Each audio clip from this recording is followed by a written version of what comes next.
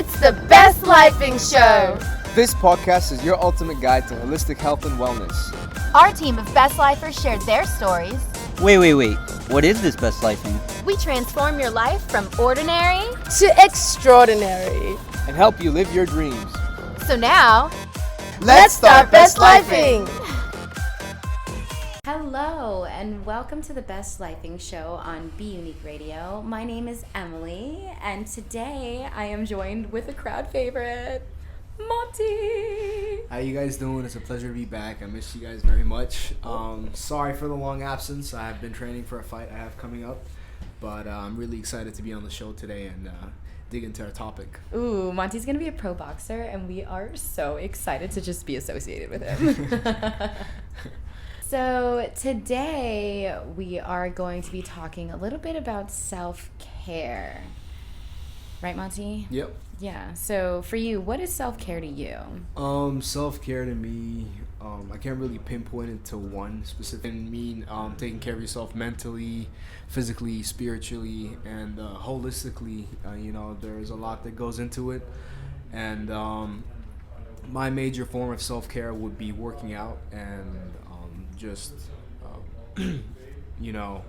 trying to have a positive outlook on everything I do, and working on my energy and my thought process, and always trying to maintain a positive attitude. I love that. So I think for me, self-care is really just putting myself first in everything that I do.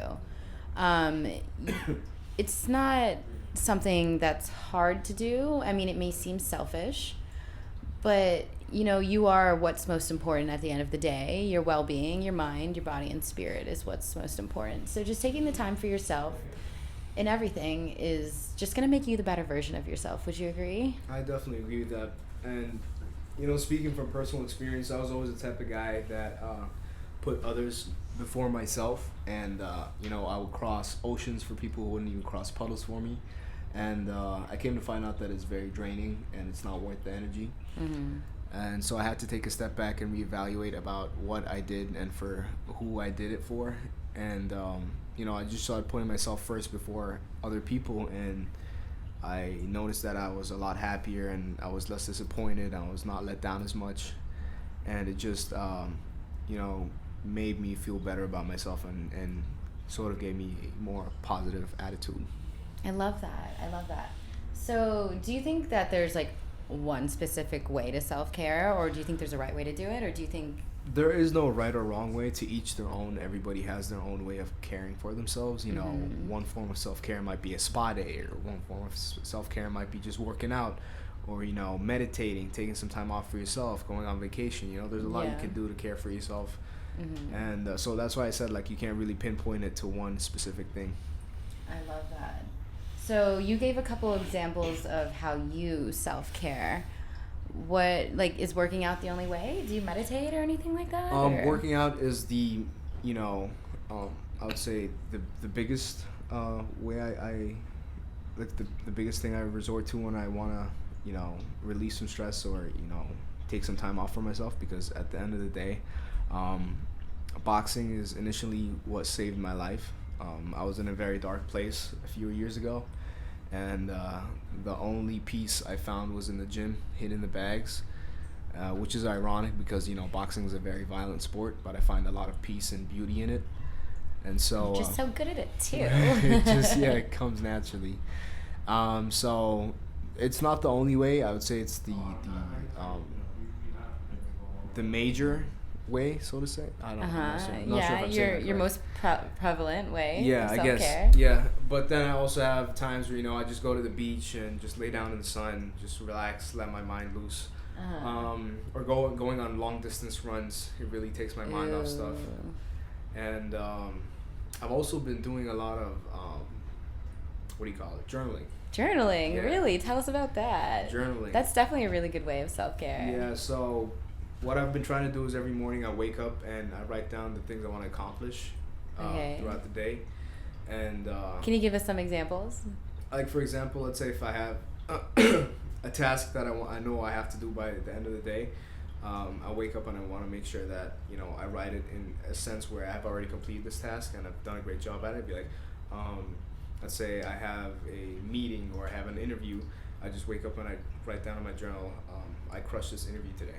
I love that. Yeah, so I just, I putting speak it in the into present. existence, Yeah, manifestation. Yeah. Julie and I preach on manifestation. I know a lot of you guys have heard us talking about the way we've just been manifesting things. It actually does work. Really does work. I was not a believer until I started manifesting and things just started going my way. Yeah, isn't it kind of crazy? Yeah. I literally, within the last month of manifesting things, all of these things have started happening to me, and I'm like, wow, I'm like in complete awe. It's kind of crazy. It's pretty actually. amazing. You speak what you want and it will Yeah. come to you.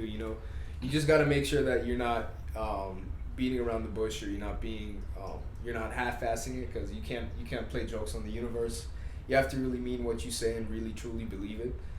Like, for example, I have some affirmations that I say every morning when I wake up. I spend 10 minutes just staring myself in the mirror in the bathroom and just saying that I'm gonna be a world champion. I'm gonna have everything I ever dreamed of. I start listening to things I want to get. Just keep repeating all this stuff to myself to make sure that I embed it in my mind and I speak it into existence, and I just wait for it to come my way. I love that.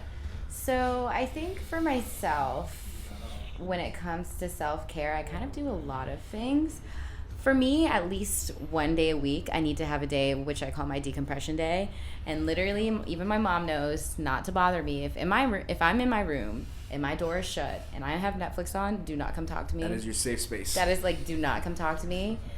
Oh my gosh, I cannot tell you how many times she walks in the door and she's like, oh my God, Emily, hi. And then she keeps like going on and on and on, and I'm like sitting there like, I would love to chat with you right now, but like, this is my me time, and can you just please leave me alone? And she's like, well, she gets all offended sometimes, but I'm like, you don't understand. Like, for me, my life, I'm always on the go. I literally always have work, and then after work, I literally always have a date, or I have an event, or I have something for cheer. So like, it's like, for me, it's essential for my like mental health to just have a decompression day, because otherwise your girl starts to get really wired out and just like unbalanced, and she gets a little crazy, not gonna lie. Everything's got to have a balance to it, otherwise it wouldn't sit right.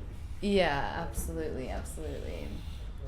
So we are going to talk a little bit about different types of self-care. So there's self-care, you can either do it emotionally, which is, consciously, and it's mentally, and it's really all just in your mind, which is pretty much like the example I gave of just decompressing. But you can also do it physically, which is kind of like what Monty gave an example of with his boxing. So for me, self-care emotionally, I have my decompression day, but physically, I am a yogi. Everyone knows that I'm the yoga guru here at Best Lifing. And for me, going to yoga is just the best kind of physical self-care I can do for myself. It also is a little bit mental too, because you're there and you're doing your breath work, you're practicing mindfulness. But for me, just taking the time to go and sweat in that hot room and stretch my body is like the best thing I could do for myself. Whenever I am maybe a little too run down from, overextending myself, if I don't have a time to do a decompression day, I do like excessive yoga days. So I'll just go and do yoga for like 2 hours, and it just like kind of resets me, and it really like rebalances me in a really good way. Yeah, that definitely makes a lot of sense. Yeah. I could relate to that in some form, where like for example, let's say I'm having a very stressful day, or it's been a stressful week for me, and emotions are running high, and I'm not in the right headspace. I'll go spend a couple hours just wailing out on a bag, and at the end of the day, I almost walk out the gym every time feeling relieved, refreshed, and just in a better mood. Yeah, no, in the better mood for sure. Like, you go into it and I'm like, oh, I'm so stressed out. I have this, and this worrying me, and then I'm walking out of the class and I'm like, oh, I'm fine. Everything's good. Well, of course, working out is also it releases a lot of endorphins into your body, and it makes you happier. Yeah, it definitely helps uplift your mood. Yeah, I get that for sure. You don't have to just work out or do anything like just physical to care for yourself. You could read a book or spend time with a family member or take your dog to the park. Anything that just makes you happy and is a form of stress relief is I love that. definitely considered self-care. I love that. yeah, it doesn't have to be complicated. You know, just simplicity always goes a long way. And back when I had my dog, I would go for walks with him for like an hour and a half, 2 hours, and I would just, you know, I wouldn't think about anything except the fact that it's just me and him right here. I'm just trying to spend a good time and have a good time. That was a major form of stress relief for me. I love that. So, in your opinion, do you think self-care is selfish? You know, you don't want to overdo it. Mm-hmm. Because somebody might really abuse the term of self-care and just completely ignore the fact that others might need them, or they're sort of neglecting other people and calling it self-care. So it really depends on how you do it. But at the end of the day, you should always still be thoughtful and considerate. I will always have that part of me where I'll always feel like the need to put others before myself, because I've always been a giver, not a taker, regardless of whatever it is I'm doing. Right, absolutely. I find actually satisfaction in giving and providing, because the reactions I get, they sort of like feed my soul. It gives me a sense of being. It makes me feel whole when I do something good for people. Right, absolutely. Yeah. So, when it comes to best lifing, everyone already knows about our 7 areas of life. And I really feel like self-care can apply to each of the 7 areas. So I'm going to talk random, vocationally. We have our job, we have our things that we spend a lot of our times doing, and when it comes to self-care in your job, you want to make sure that you're always spending time improving yourself. You want to make sure that you're always spending time, you know, learning more so that you could be the best possible version of yourself in whatever it is you're doing. So when it comes to physical self-care, it doesn't have to necessarily always be, you know, working out, but it can also be like eating nutritious things that just like, you know, nourish and enhance and energize your body. Definitely, because you are what you eat, essentially. Whatever you put in your body is what fuels you. If you just go around eating junk food and very fatty and greasy food, you're going to find that it's going to affect the way you feel, your energy levels. You're going to be feeling slow and groggy because your mind's not operating efficiently, because you're not giving it the proper nutrients needed. And that is definitely a major key in self-care, because you don't want to. That would actually be the opposite of self-care. Just indulging yourself in junk food, you're pushing yourself away from. You're kind of hurting yourself in a way. Exactly. Exactly. So let's talk self-care in relationships. That is actually a pretty good topic to talk about self-care, because nowadays you tend to find that relationships are very toxic. Yeah. Everybody is. I think people just fall into things because it's convenient, and they don't really do something that's right for them in their self. Yeah, so my outlook on relationships is that it's two people coming together as a whole. And nowadays you'll find that it's not that way anymore. It's just one person only putting in effort. Yeah, so yeah. What I was taught growing up is that a relationship is always 50-50, right? But I've come to find out that it's not actually like that. Some days it might be someone else needs help, and you're gonna be there to hold their hand. Yeah, so let's say I'm in a relationship, I've had a very rough day, I cannot provide the 50% needed. My partner's gonna have to, let's say for example, I can only provide 30% love and support that day. Right. My partner's gonna have to cover up and come up with the extra 70% to make it work. You know, it's always gonna be a constant helping one another out. It's never gonna be even. And I think that usually today everybody's thinking about me. They don't think about the bigger picture. Yeah. And it turns into something very toxic and not healthy at all. Right, absolutely. For me, I think self-care in a relationship is really just being mindful of yourself and what you're providing in your relationship, right? So if you're giving 100% of yourself to someone that's not reciprocating not even 10%, then you're gonna hurt yourself at the end of the day. You know what I mean? You want someone that's gonna love you and treat you with kindness and do everything that you do for them equally, but even like more.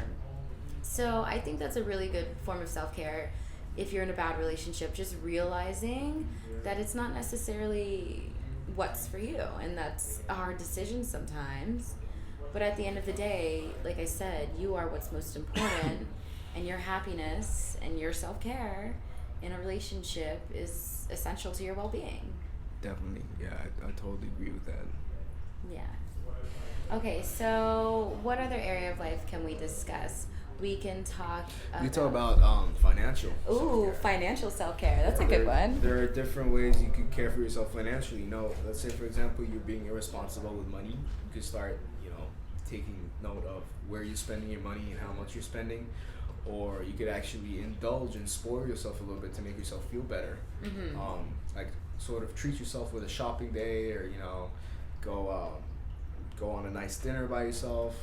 That's what I used to do a lot, actually. I used to take myself on a lot of dates. Really? Yeah, Just by yourself? Yeah, I just go to the best restaurants in the city and just order a whole bunch of food and just treat myself. I love that for you. Oh, but now Monty's losing weight. Yeah, He's Monty's mad. cutting. You can't go on solo dates. Oh, no. I'll go on a date with you, Monty, a best friend date. We could do that, yeah. After we'll May get 30th. salad. Sounds like a plan. But yeah, no, I completely agree with what he was saying financially. But also self-care financially could also be, budgeting and watching what you spend and saving money for your future. Investing, yeah. Watching out for your future financially is the best form of self-care, I think. Just because if you always have a plan, no matter what, you're always going to be prepared for any scenario possible. You could have, money to put down for a car, or you could have money to pay your rent if you don't have any for that month. So just like being smart about it as a whole is really, really essential. I've actually come to find out that in this community, in Miami especially, people do not understand financial self-care, so to say. People are always very quick to flex what they don't have. Oh, yeah. They're all fake rich. Yeah, their net worth is what they're wearing. Yeah. Like they're wearing their net worth. And half of it is fake anyways. Half of the stuff they're wearing is fake. It's all for show. I've never been really into designer stuff or anything flashy, because at the end of the day, you never take any of that stuff with you. Yeah. Nobody remembers what you're wearing when you die, and the only thing that people remember you by is what you did for them and what you provided. They don't remember how fancy your watch was, or what type of pants you're wearing, or what kind of shoes you're wearing. They remember the impact that you made on their life. Exactly, and I feel like people really get lost in that here, because the city's very artificial, and it's all about who you're with, what you're driving, what you're wearing, what kind of necklace you have, all that type of stuff. And it honestly upsets me a little bit, because people they sort of lose their sense of humanity, and they start judging you based on what you're wearing, and from that they decide how much respect they should give you.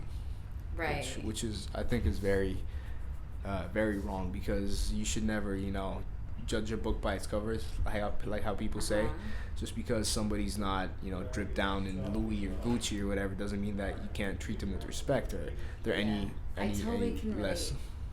I can totally relate to that, just in the aspect of judging a book by its cover. And people, people see me on Instagram, and they find out that I'm a cheerleader, and they just totally judge me, and they assume that I'm this bimbo airhead. But you know what? At the end of the day, like, I actually have my feet on the ground. I have a job. Mm-hmm. And I'm actually, not to sound, toot my own horn, bright. But I'm actually pretty bright. I can follow a conversation. You should give yourself credit where credit is due. You should not take away anything from But yourself. I just think it's funny when people, like, actually sit down and start to have a conversation with me. They're like, wow, Emily. And I'm like, what? Why are you so shocked? Like, what impression did I give you? Like, you can be beautiful and intelligent. My first year on my team, we did superlatives, and I won beauty and brains. Beauty and brains. I know. I was like, wow. Fits perfect. Thank you. Okay, so what other area of life can we do? What about social? How can you take care of self-care socially? You can, in terms of, let's say, for example, you're a person who indulges himself in work 24/7, and you just have no social life at all. Mm-hmm. That can actually be pretty toxic for you, because then you'll start to miss out on opportunities. A lot of, not even just opportunities, like a lot of things. Let's say, for example, you start missing out on family birthdays or hanging out with friends. I feel like that is still pretty important to maintain a happy, balanced lifestyle. It's the balance between work and your social life. You don't want to be just an absolute nut job and work 24/7, because eventually you're gonna burn out, and you're not gonna have that sense of excitement or satisfaction or any type of relief at all. So I think, yeah, self-care is, in terms of the social aspect, is to make sure that you give yourself time to hang out with your friends, whether go out for drinks or dinner or that type of thing, spend time on the weekend with some family members, all that type of stuff. I love that. Okay, what other area of life do we have to cover? So let's talk about intellectual, the area of life. Mm-hmm. I think when it comes to the intellectual area of life, self-care in that aspect is kind of like your vocational self-care, right? Intellectually, you want to make sure that you're doing things that stimulate your mind, right? You want to make sure you're doing things that are constantly going to help you learn and grow as a person. Whether that be, I don't know, getting new training courses, or, reading a book, even just like watching documentaries can be a way of, caring for yourself intellectually. Yeah, definitely. What do you think? Totally agree with that. Like everybody knows, your brain is a muscle, and you constantly have to keep working it out, because if you don't, otherwise, it's going to become weak. So I would recommend, reading lots of books, news articles. Just find something that might interest you in any way and indulge in it. Just try to stimulate your brain. For example, I've just started recently reading this book called Think and Grow Rich. Ooh. Yeah, Tell us about it. It was recommended to me by a pretty successful friend of mine, and I'm learning a whole lot of stuff about business world and how to maneuver intelligently, and make sure that I can expand my horizon and just become successful. I love that for you. Okay, what's the last area of life? Spiritually. Mm-hmm. So spiritually, there's a lot of ways that you can take care of yourself. I mean, I feel like that is your specialty, being the yoga guru. Yoga's more. Yeah. There's a lot of spiritual stuff. And Yeah. So spiritually, I think is definitely tailored to the person. Everyone has a different niche. I want to call it, when you go to spiritually, you could be religious. You could just be, Zen, mindful.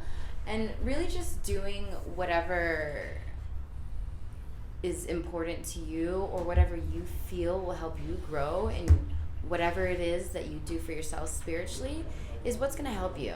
So for me, practicing mindfulness. Mindfulness is the practice of just being present in the moment. We're not going to live in the past. We're not going to live in the future.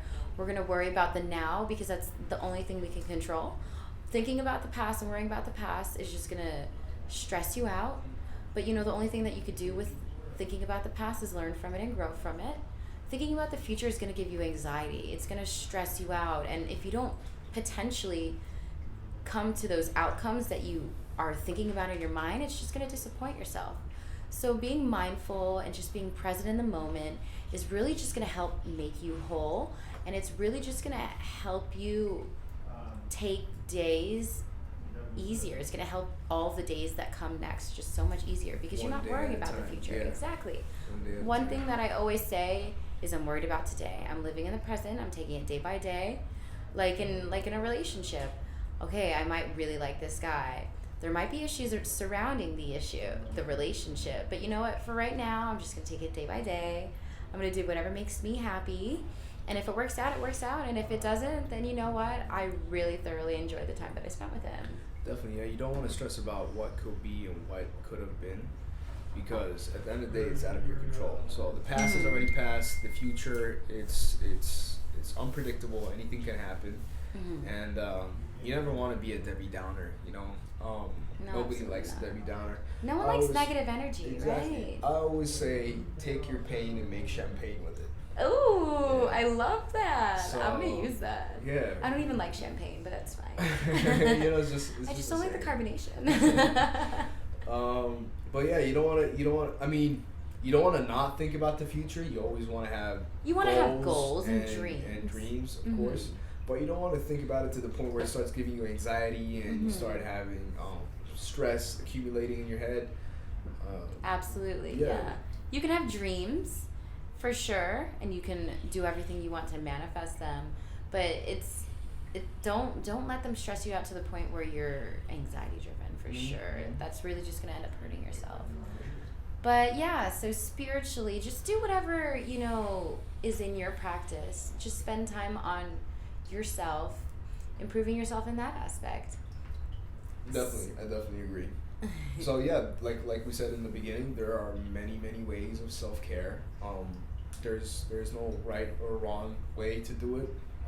To each their own. Everybody has their own method, and I'm actually I would be interested in exploring new ways, like maybe try something I haven't tried before, like hot yoga, for example. Ooh, you should come to a hot yoga class with me, Try hot Monty. yoga. Maybe I could. It'll dabble really in that help a your little bit. soreness too. I'm actually pretty tight, so I might actually need hot yoga. It'll help with my flexibility. It'll a lot. release all the, what is it called, lactic lactic acid. Yeah, It's really good. But anyways, thank you so much for joining us. I had so much fun with you today, Monty. It was an absolute pleasure, as always, and I'm very excited for you guys to tune in and listen to more of our podcasts, and I'll be talking to you guys soon. Yay, we're so excited to have you back. As always, stay blessed and best lifing. Bye, guys. Bye. That's it for today. Thank you for joining us. If you enjoyed the Best Lifing Show and you want to get in touch, You can find and follow us on all social platforms or visit our website, bestlifing.com. Be sure to subscribe to our podcast and leave a review. Till next time, mates. Stay blessed and best lifing.